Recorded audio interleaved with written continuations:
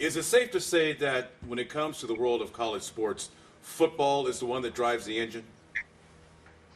There's no question that college football is the cash cow of college athletics, and part of the reason why we're seeing the Power Five conferences hold out a little bit longer than the Ivy League and the MAC and the Mountain West is because of dollars and cents. They just generate so much more from college football than those other conferences.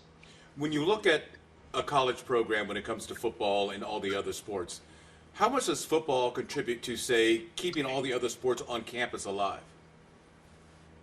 There's no question that it makes a significant contribution where some of these Power Five schools, the revenue that's generated from football is subsidizing perhaps 60, 70% of all the other sports, excluding men's and women's basketball at those universities. To not have it for 1 year, I think schools can make a go of it, although we're seeing that the non-Power 5 conferences have already cut teams, have already cut postseason tournaments down the road to offset the losses for this year.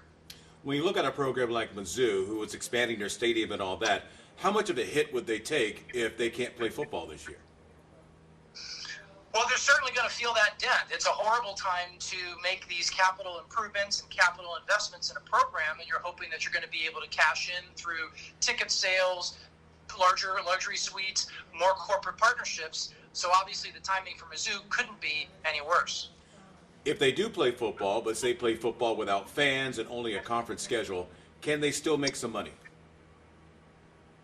Whether or not they make money is a good question, but they certainly will be able to generate television revenue, and television revenue is a significant chunk. They'll still receive alumni donations. In fact, we won't know till this is all done, but I suspect that many alums may try to give even more during these tough times because they want to support their university. Of course, the flip side of that is some alums may also themselves be financially hit by this pandemic, as many people are. So whether or not the alumni donations will come in at the same rate they have before remains to be seen. One of the things that's interesting here is that a lot of the small colleges will come up and play the big schools just to get that one paycheck. Take SEMO, for instance, $425,000 in 2019 to come up and take on Mizzou. For small programs like that, what will this do to them? This is very financially impactful for the smaller schools where a guaranteed money game, as they're called, you could get payments anywhere between $250,000 to $2 million, just depending upon who's making that payment, who the other school is. So some of these schools, and part of the reason I believe why the MAC and the Mountain West decided to cancel their season is their teams lost a lot of non-conference guaranteed money. Some of those schools in the MAC, Central Michigan, Western Michigan, they lost $6-7 million, and that's about 8 or 10% of their overall athletic budget. Could there be a ripple effect on campus itself because you don't have football games? So maybe some of the kids that live in other states and other places won't get to know about your school because they're not going to see your football games. Well, certainly the largest of football programs will be fine. Their reputations are well intact. But the one promotional aspect of having these games on television is it's free publicity for the university. So it certainly doesn't help to not have these games take place because that's one extra source of free publicity that you don't have in 2020. Will college sports be able to survive after 2020 by losing so much early and programs kind of going on a siesta for a while? Is this something that's going to linger for years to come, trying to rebound from this 1 year? I definitely think there's going to be a reverberating effect even going into the 2021 year, especially if the fall 2020 football season is pushed to the spring of 2021. Then the question becomes what happens to the fall of 2021?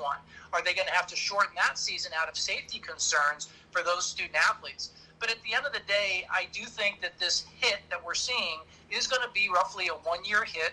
You're going to see programs cut. You're going to see staffs cut. You're going to see salaries cut. But I do think college sports will eventually survive. It's just going to take – it's not going to be a very pleasant year going forward. Now, do you think protecting players during this pandemic is actually going to cost colleges more money to try to guarantee their safety? Trying to make sure that the testing is available. We've seen what the NBA and the NHL and Major League Baseball are spending, and these are professional sports leagues that are worth anywhere from $7 billion, $8 billion, $10 billion. College athletic programs and universities in general don't have that kind of money to dedicate to this. So they certainly want to keep their student athletes safe. And I would think part of the decision-making process is if they think the cost of doing it safely is too high, then let's wait until we're in safer times when there's a vaccine. Okay. Now you're going to talk to CNBC today. Anything you're holding out for them that I should know about now? Not that I can think of. This is good warm up for me. Is the business of sports right now under a different microscope? Well, certainly. The one thing that I'll say is that if there's a silver lining in all of this, sports tech was already increasing at a relatively rapid pace, but now it's an exponential pace because technology is really a way that we can try to make the experience safer, but also add some enhancements to the viewers at home. Many of us, the ratings for the NBA playoffs, the NHL playoffs are going to be higher than they've been in the last few years. And knowing that they were going to have a very focused audience, they've really tried to create a fun experience, a visual experience, and an audio experience that has really enhanced and pushed the limits of sports tech. And I have to say, we have to give a little bit of a nod to the XFL because the XFL pushed the barometers of what was being done and how games were being broadcast. So when we see the advancements that are taking place, don't be afraid to give the XFL a little bit of a nod. What do you think about The Rock buying the XFL? I'll answer that as soon as this cat passes by. I had a drive-by kitty there. I think that The Rock and Redbird Capital getting involved with buying the XFL is a positive development. I don't know what that means for the league as a whole. I don't know if it would be prudent to try to have a 2021 season. If it were me, I perhaps would think about having a bubble-style tournament, and I'd find the best teams from both the XFL and then the AAF that failed in the spring of 2018. Find the best markets in those two leagues and form an 8-10 team tournament just to keep the juices alive in those fan bases. Have a bubble-style tournament. Clearly, bubbles are working much better than non-bubble environments. And then try to gear up for a more complete 2022 spring football season. Okay. It's interesting you bring up both of those leagues because my brother coached in both of them. How about that? So he's really hoping that this thing comes back and comes back big time. All right, Yeah. sir. I want to thank you very much for your time. I appreciate this. Great. Well, hopefully, the next time I see you, we'll probably be in St. Louis, whether I see you in person or this way.